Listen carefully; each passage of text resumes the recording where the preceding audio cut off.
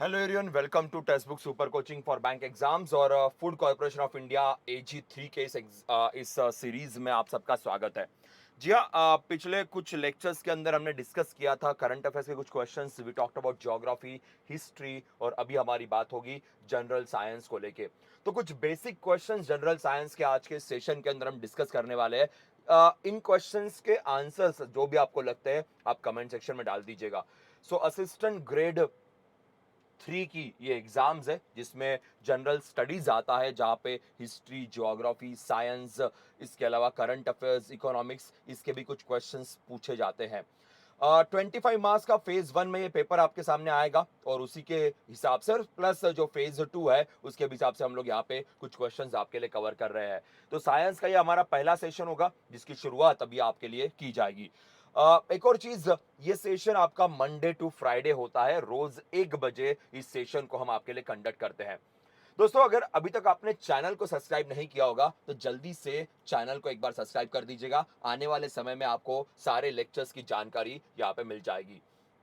Yes, इसके अलावा हमारा सुपर कोचिंग है। सुपर कोचिंग में फिलहाल हमारा विंटर सेल चल रहा है। 7 to 10 का ये हमारा सेल है, जहां पे दोस्तों आप हमारे बैंकिंग एग्जाम के लिए प्रिपेयर कर पाओगे। बैंकिंग एग्जाम का प्रिपरेशन यहाँ पे कर सकते हो केवल 899 में। प्लस यहाँ पे आपको फ्री 1 साल का टेक्स्ट बुक पास भी अवेलेबल हो जाएगा। और ये सारी चीजें आपको केवल मिल सकती है 899 में। यहाँ पे आपको एक कोड यूज करना है। The name of the code is Pushpak P. So Pushpak P is the name of the code. ये कोड अगर आप यूज करते हो तो आपको यहाँ पे बड़ा अच्छा सा सब्सक्रिप्शन केवल 899 के अंदर अवेलेबल हो जाएगा। So don't miss this opportunity, इसे मिस मत कीजिएगा। चलो तो स्टार्ट करते हैं। चलो तो शुरू करते हैं आज के हमारे इस सेशन को, हमारे इस आज के लेक्चर को। We are going to discuss near about एक 40 के आसपास एमसीक्यूज डिस्कस करते हैं। तो पहला क्वेश्चन आपके स्क्रीन के ऊपर दोस्तों ये रहा। Statistical study of population is called as. Population के स्टैटिस्टिकल स्टडी को क्या कहा जाएगा, ये क्वेश्चन आपके सामने है। चलो देखते हैं आप में से कितने लोग इसका आंसर करेंगे। बड़ा सिंपल सा क्वेश्चन है। statistical study of population is called as biography, physiobiology, calligraphy और द डेमोग्राफी। दोस्तों यहाँ पे आंसर आपका डेमोग्राफी है। तो ये इकोनॉमिक्स का भी क्वेश्चन बन सकता है और नॉर्मली साइंटिफिक एंगल में भी हम इसके ऊपर बात करते हैं कि पॉपुलेशन कितना है, पॉपुलेशन का जेंडर क्या है, पॉपुलेशन का परसेंटेज क्या है। जब ये क्राइटेरिया हम डिस्कस करते हैं तो उसे डेमोग्राफी कहा जाता है। डेमोग्राफिक डिविडेंड नाम का एक वर्ड बड़ा फेमस है इकोनॉमिक्स के अंदर। डेमोग्राफिक डिविडेंड का मतलब है कि आपके देश में टोटल पॉपुलेशन का डिस्ट्रीब्यूशन कैसा है, एज वाइज, जेंडर वाइज। सो इस एंगल को डिस्कस किया जाएगा। तो डेमोग्राफी, ये पॉइंट याद रखना, बड़ा सिंपल सा क्वेश्चन है। चलो नेक्स्ट क्वेश्चन पे जाते हैं। Yes, one sec. जी हाँ, चलो नेक्स्ट क्वेश्चन आपके सामने। Name the filtration unit of excretory system in human. Filtration unit, जहां से फिल्ट्रेशन होगा, जहां से बॉडी के बाहर जो वेस्ट मटेरियल निकालना उसके लिए फिल्ट्रेशन होता है, तो कौन सा फिल्ट्रेशन यूनिट है।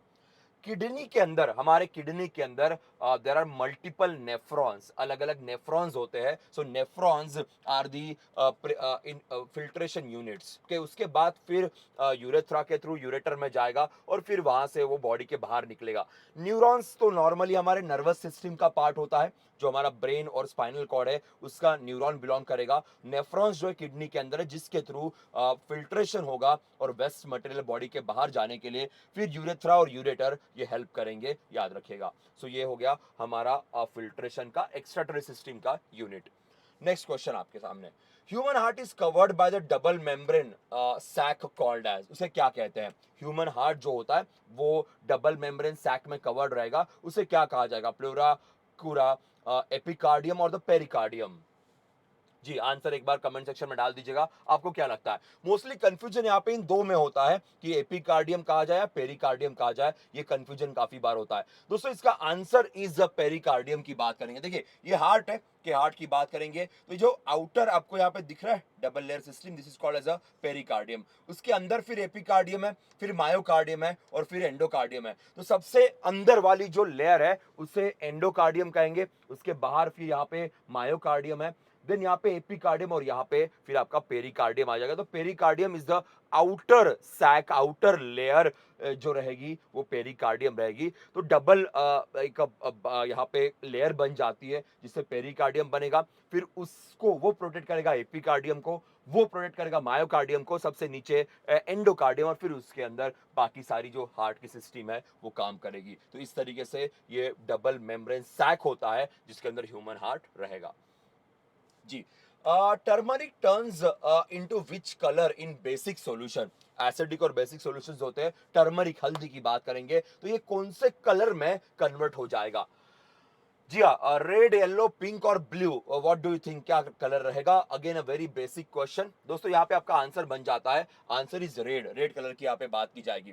देखिएगा यहाँ पे बेसिक और एसिडिक की यहाँ पे बात की गई है। सो ब्लीच, सोपी वाटर किस कलर में दिखने वाला है? So there are different different kinds of colours mention over here, तो ये पॉइंट यहाँ पे ध्यान रखिएगा। यस, चलो एक बार देख लेते हैं। Acidic solution has a high concentration of hydrogen ions, hydrogen ions काफी ज्यादा होते हैं एसिडिक सॉल्यूशन के अंदर। जबकि बेसिक की अगर बात की जाए तो लो hydrogen, start superscript plus and superscript concentration and less than that of the pure water, तो प्योर वाटर से थोड़ा सा कम यहाँ पे रहेगा। तो बेसिक में हाइड्रोजन कंटेंट थोड़ा सा कम रहेगा और एसिडिक में हाइड्रोजन कॉन्सेंट्रेशन यहाँ पे थोड़ा ज्यादा है, तो वही पॉइंट है। तो it will convert into the red. यहाँ पे एक अलग अलग क्राइटेरियाज मेंशन किए गए, gastric acid, lemon juice, orange juice, ये किस पीएच के साथ रहेगा और एग्जैक्टली क्या सॉल्यूशन या किस तरीके से कलर डिफरेंशिएशन होगा, ये पॉइंट यहाँ पे मेंशन किया गया है, just for your knowledge, just for your understanding. Next question, study of soil, soil के स्टडी को क्या कहा जाएगा? पैलिएंटोलॉजी, पेडोलॉजी, इकोलॉजी और the geology?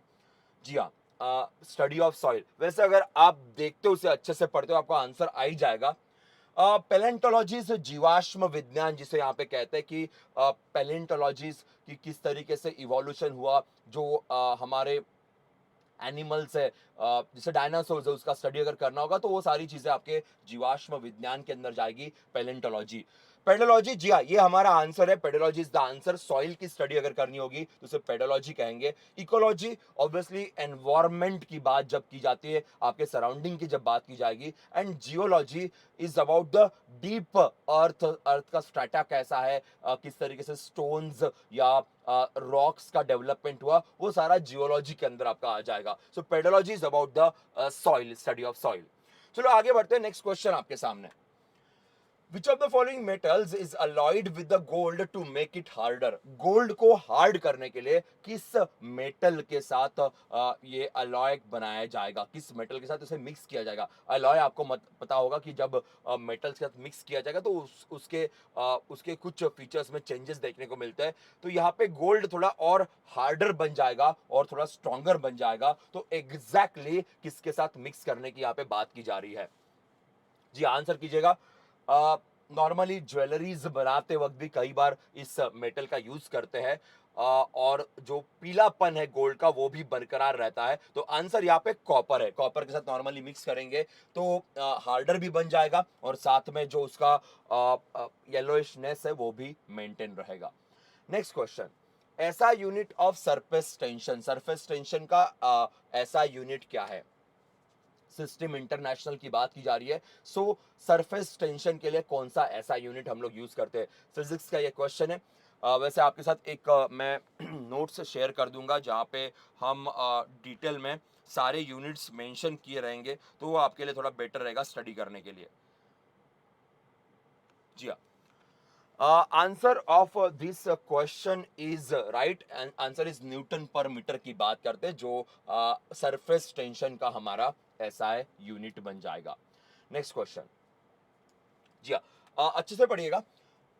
Which information is relevant to the hypothalamus of the forebrain? Hypothalamus की बात हो रही है। ब्रेन, ब्रेन में अलग अलग पार्ट्स होते हैं, उसमें से एक हाइपोथैलेमस होता है। तो कौन सी इंफॉर्मेशन है जो हाइपोथैलेमस से बिलोंग करती है? इमोशंस, अर्ज of eating, regulate respiratory systems और रेगुलेटिंग कार्डियोवैस्कुलर सिस्टम। कार्डियोवैस्कुलर का मतलब है हार्ट से रिलेटेड जो सिस्टम है उसे रेगुलेट करना। नाउ चलो एक काम करते हैं, ब्रेन थोड़ा देख लेते हैं। पहले ब्रेन देख लेंगे, then will talk about that.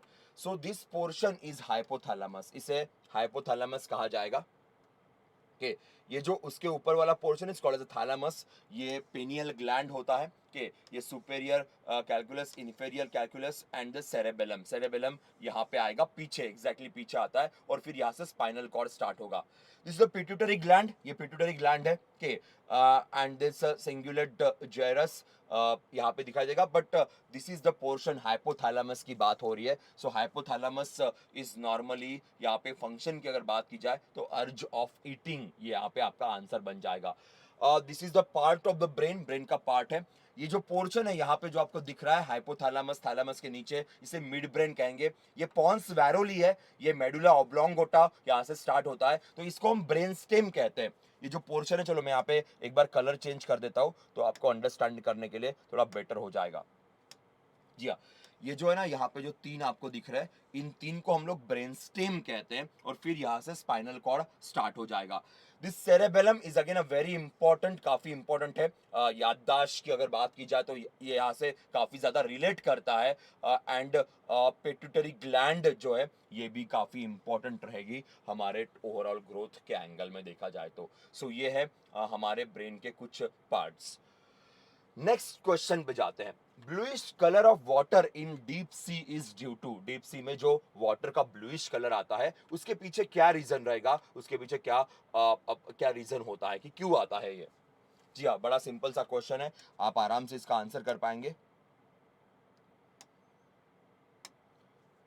जी हाँ, bluish colour of water in deep sea is simply due to the scattering of the light. जो लाइट है, सनरेज है, उसका स्कैटरिंग हो जाता है, that's why there is a bluish colour, वो उसके वजह से आता है और कोई उसके पीछे रीजन नहीं रहेगा, कोई मिक्सचर या कोई और प्रेजेंस ऑफ यहाँ की बात नहीं की जाएगी। तो ब्लूइश कलर, ब्लू इकोनॉमी, ये वर्ड भी हम लोग कई बार यूज करते हैं, तो ये scattering of the light is the main reason behind it. या next, what is the chemical formula for common salt, common salt के लिए केमिकल फॉर्मूला क्या है। अगर कॉमन सॉल्ट की बात की जाए तो what is the chemical formula for it. Very simple question, बचपन से हम इसके बारे में पढ़ते आए हैं, तो जल्दी से आंसर कर दीजिएगा कि इसका केमिकल फॉर्मूला क्या रहेगा। जी हाँ, यहाँ पे बात करेंगे NaCl, सोडियम क्लोराइड की यहाँ पे बात करते हैं। जी एब्सोल्युटली राइट, बहुत बढ़िया। दोस्तों एक और चीज,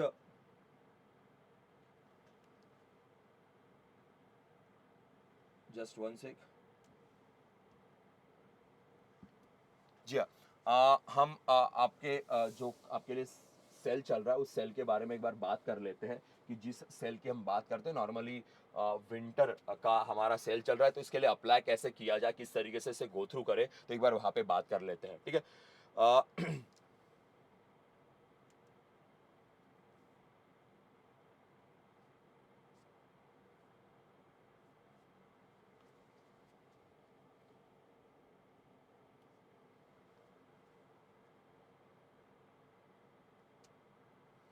जस्ट वन सेक, हम डायरेक्टली यूट्यूब से जाते हैं। मैं आपको एक बार बता देता हूँ कि इस यहाँ पे सुपर कोचिंग में एनरोल करने के लिए क्या किया जाए।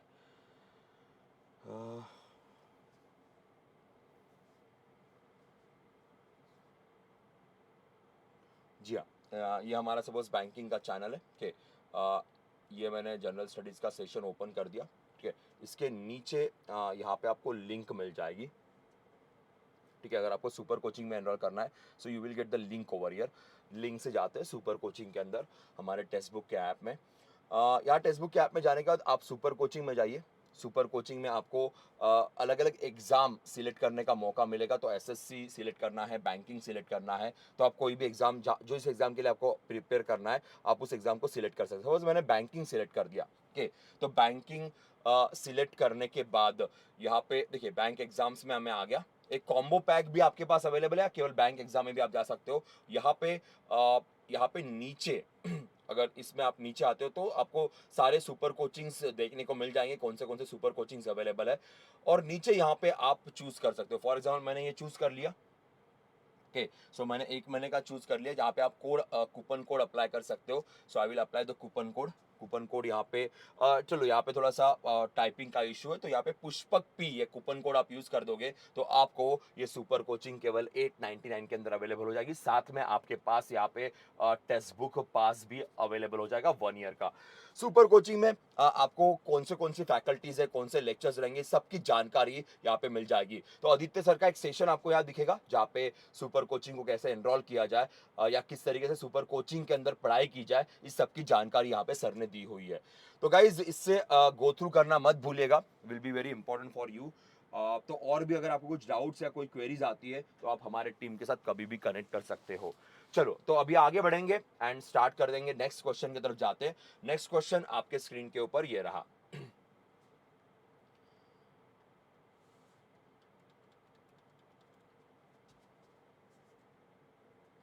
जी next question, in aerobic respiration glucose breaks down into aerobic respiration की बात करेंगे तो एरोबिक रेस्पिरेशन में glucose breaks down into, glucose किस में ब्रेक डाउन होगा, ऑक्सीजन के प्रेजेंस में जो रेस्पिरेशन की बात हो रही है उसमें ग्लूकोज कौन से पार्ट में ब्रेक डाउन होने वाला, डिवाइड होने वाला है।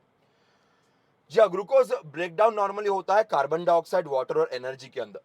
तो जब हम कंज्यूम करेंगे एरोबिक रेस्पिरेशन के अंदर CO2, वाटर और एनर्जी, इन 3 कंपोनेंट्स के अंदर ये डिवाइड होगा। Energy is a very very important component, so glucose इस 3 पार्ट में डिवाइड होता है अंदर एरोबिक रेस्पिरेशन। नेक्स्ट पे जाते हैं, electricity is produce through dry cell from. Now electricity is produce through dry cell from, किससे प्रोड्यूस होगा, सेल की, ड्राई सेल की अगर बात की जाए तो कौन सी एनर्जी है जो इलेक्ट्रिसिटी में कन्वर्ट होगी। बड़ा सिंपल सा कंसेप्ट है, बहुत सिंपल सा कंसेप्ट है, बिकॉज ड्राई सेल की अगर बात करें तो केमिकल वहां पे नॉर्मली प्रेजेंट रहेगा, तो chemical energy will be convert into आपका इलेक्ट्रिसिटी, उसमें कन्वर्ट होने वाला है। और ये कई बार हमारे डेली लाइफ का पार्ट है तो हमसे रिलेट करता है। आपने ड्राई सेल्स देखे होंगे तो वहां पे केमिकल एनर्जी जो है वो इलेक्ट्रिसिटी में कन्वर्ट करती है। Next question, the poorest conductor of the heat among the following is, इन चारों में पुअरेस्ट कंडक्टर ऑफ हीट कौन सा है, जो हीट को कैरी फॉरवर्ड नहीं करेगा या उसे कंडक्ट नहीं करेगा। So which is the poorest conductor, जी आंसर कर दीजिएगा। यस दोस्तों, यहाँ पे आपका आंसर बन जाता है, the answer of this question is lead. Lead की बात करेंगे, it is a poorest conductor, सबसे पुअर कंडक्टर वो है। Copper, mercury, zinc, they are good enough to conduct it, but lead is the poorest among these 4. G, a blue litmus will turn in which color when the contacted with the acid? Litmus test हम कई बार करते हैं, तो blue litmus किस colour में change होगा जब एसिड के साथ वो रिएक्ट करेगा या उसके साथ जुड़ेगा। तो answer is very simple, answer is red. Red colour में वो कन्वर्ट होता है। थोड़ी देर पहले हमने बात भी की थी टर्मरिक को लेके, एसिडिक बेसिक कंपोनेंट को लेके, वहां पे एक चार्ट भी मैंने आपके साथ डिस्कस किया था। Next, SI unit of momentum, momentum का एसआई यूनिट क्या है, सिस्टम इंटरनेशनल यूनिट क्या है मोमेंटम का। जी हाँ, आंसर कर दीजिएगा।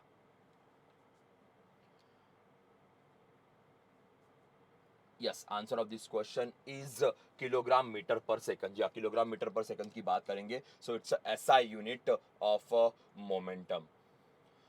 Rocket works on the principle of conservation of, rocket किस प्रिंसिपल पे काम करता है, कि कौन सा प्रिंसिपल होगा जिसके भरोसे रॉकेट लॉन्चिंग की जाती है। ये बड़ा सिंपल है, मोमेंटम की बात करेंगे। Momentum is a mass of a particular and its velocity. So इसमें मास और वेलोसिटी दोनों कंसेप्ट आ रहे हैं, तो इसके भरोसे रॉकेट लॉन्च होगा। रॉकेट ये इसके प्रिंसिपल्स वर्क करने वाले हैं। सो मोमेंटम इज द केस। केवल वेलोसिटी या केवल मास पे नहीं, ऑब्वियसली दोनों के कॉम्बिनेशन की यहाँ पे बात की जाएगी, तो mass of particle and its velocity, इनके भरोसे रॉकेट लॉन्चिंग होने वाली है। तो momentum is the answer of this particular question. चलो आगे बढ़ते हैं, नेक्स्ट क्वेश्चन की बात करेंगे। Unitless physical quantity is, unitless physical quantity क्या है, एंगल है, लैटेंट हीट है, स्पेसिफिक ग्रेविटी या डेंसिटी है। यूनिटलेस फिजिकल क्वांटिटी की यहाँ पे बात की जा रही है, इसको यूनिट नहीं है। एक फिजिकल क्वांटिटी होगी उसको, पर इस चीज को यूनिट नहीं है। एंगल का, लैटेंट हीट का, डेंसिटी का आपको यूनिट दिखाई देगा. Specific gravity is not having the particular unit, तो ये यूनिट लेस कंपोनेंट है, तो specific gravity is the answer. Very very easy question, very basic question. आगे बढ़ते हैं. Work done on object does not depend on. के work done on object does not depend on, किस चीज पे depend नहीं. वर्क डन के of any object is not depending on, किस चीज पे डिपेंड नहीं करता. Displacement, force applied, path followed, angle between force and displacement, किस चीज पे डिपेंड नहीं करता. Work done is not depending on path followed, के पाथ फॉलो किया कि नहीं. डिस्प्लेसमेंट तो होना चाहिए ना, तब जाके वर्क डन दिखाई देगा. फोर्स अप्लाइड तभी वर्क डन होगा. और angle between the force and displacement, yes वो भी रहेगा. पर path followed is not on which the work done is dependent, उस पे ऊपर डिपेंड नहीं करेगा. एनीथिंग कैन बी फॉलोड, तो वो पर्टिकुलरली फॉलो करना यहाँ पे डिपेंडेंट या उसके लिए नहीं रहेगा. Next. During respiration the gaseous exchange takes place in. जब हम रेस्पिरेशन करते हैं तो गैसेस के एक्सचेंजेस कहां पे होंगे.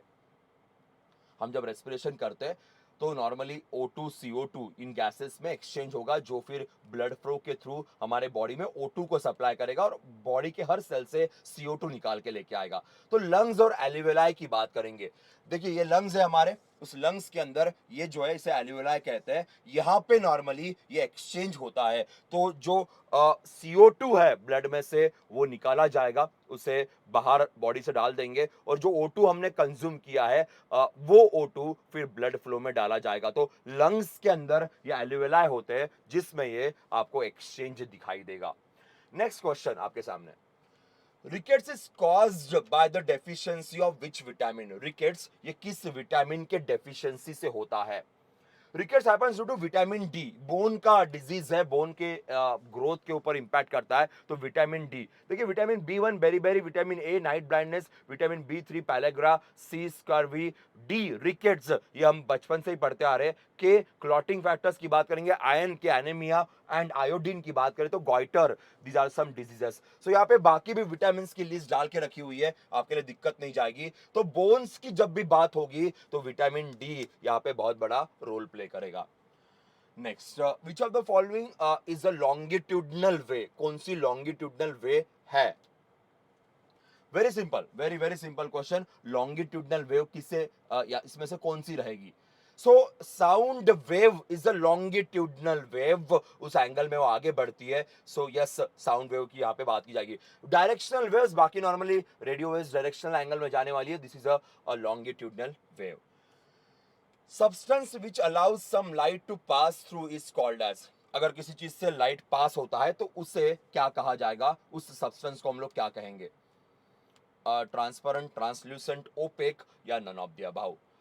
Answer of this question is translucent. Translucent कहते हैं. ओपेक रहेगा तो you are not going to see anything. So translucent which allows the light through pass, वो लाइट को पास करने के लिए हेल्प करेगा. Yes. Ultrasonic waves propagating through a medium can be detected by. Ultrasonic waves अगर propagate हो रहे हैं तो उसे क्या कहा जाएगा. देखिए मास यहाँ पे आएगा. प्रेशर, प्रेशर नॉर्मली यहाँ पे इंप्लाई होता है. तो फिजो इलेक्ट्रिक डिटेक्टर की बात करते हैं कि यहाँ पे प्रेशर विद्युत या दाब विद्युत कहा जाएगा. इसके डिटेक्टर के थ्रू आप पता कर सकते हो कि अल्ट्रासोनिक वेव्स प्रोपोगेट हो रही कि नहीं हो रही है. तो ये नॉर्मली कई बार यूज किया जाता है, काफी सारे अलग अलग फिजिकल कंपोनेंट्स के अंदर इसका यूज होता है. फिजो इलेक्ट्रिक डिटेक्टर कहते हैं. प्रेशर के थ्रू, फोर्स के थ्रू यहाँ पे इलेक्ट्रिसिटी या फिर विद्युतीकरण यहाँ पे किया जाता है. Next question. Magnetic field is strongest at. Magnetic field सबसे ज्यादा कहाँ पे स्ट्रॉन्ग रहेगी. Middle of the magnet, north pole, south pole या बोथ पोल्स. मैग्नेटिक फील्ड सबसे ज्यादा स्ट्रॉन्ग कहाँ रहेगी. आपने बचपन में ये एक्सपेरिमेंट भी किया होगा. तो magnetic field is strong at both the poles. दोनों पोल्स के ऊपर मैग्नेटिक फील्ड काफी स्ट्रॉन्ग होती है. Not at the middle but at the pole, at the extreme sides. जी हाँ. Which colour absorbs the most heat under identical conditions. के सबसे ज्यादा हीट कौन एब्जॉर्ब करेगा इनमें से. चारों को सेम कंडीशंस में रख दिया तो सबसे ज्यादा हीट कौन सा कलर एब्जॉर्ब करेगा. वेरी सिंपल, ब्लैक कलर की बात करते हैं. Black anyways very famous. It absorbs more heat, ज्यादा हीट यहाँ पे एब्जॉर्ब की जाएगी. Next, strength of a force usually express bye it's, किसी भी फोर्स की स्ट्रेंथ किससे पता चलेगी? मोशन से, डायरेक्शन से, इंटरैक्शन से, मैग्नीट्यूड से। बड़ा सिंपल है। अगर आप तीन पढ़ते हो, ऊपर के तीन पढ़ते हो, तो फोर्स का स्ट्रेंथ डायरेक्शन से या मोशन से या इंटरैक्शन से पता नहीं चलेगा। Obviously magnitude of the force, इसकी कई बार बात की जाती है, तो कितना मैग्नीट्यूड है उसी से ये चीज पता चलने वाली है। That is the case. ठीक है। Next, arthritis is a disease that affects to. Arthritis, आपने कई बार बुजुर्गों में ये पॉइंट सुना होगा कि आर्थराइटिस हो गया, तो आर्थराइटिस ये कंसेप्ट किस चीज से बिलोंग करता है? बोन्स, लंग्स, जॉइंट्स और the brain. Arthritis is about the joint, joint pain होता है, जॉइंट पेन रहेगा। यहाँ पे बोन ये लगने की आशंकाएं बहुत सारी है, पर ये पेन जो है ये नॉर्मल बोन में नहीं होगा। जो जॉइंट्स होते हैं, तो जॉइंट्स में यहाँ पे काफी तकलीफ होती है, उसे arthritis, rheumatoid arthritis is one of the type which is very very famous. Rheumatoid arthritis याद रखिएगा। यस गाइस, तो ये थे कुछ बेसिक क्वेश्चन जनरल साइंस के आपके लिए। आज का ये सेशन थोड़ा रिकॉर्डेड मैनर में था, बिकॉज ऑफ सम रीजन मैं लाइव नहीं ले पाया, पर रिकॉर्डेड मैनर में आपके सामने सेशन आ गया।